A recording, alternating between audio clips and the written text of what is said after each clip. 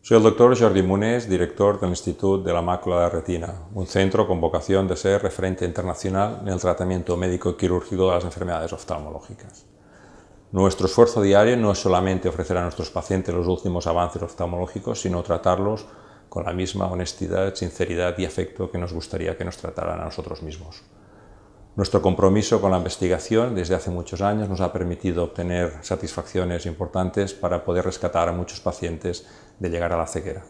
Sin embargo, hay muchas enfermedades que aún no tienen tratamiento, por lo cual seguimos investigando en colaboración con centros de investigación básica.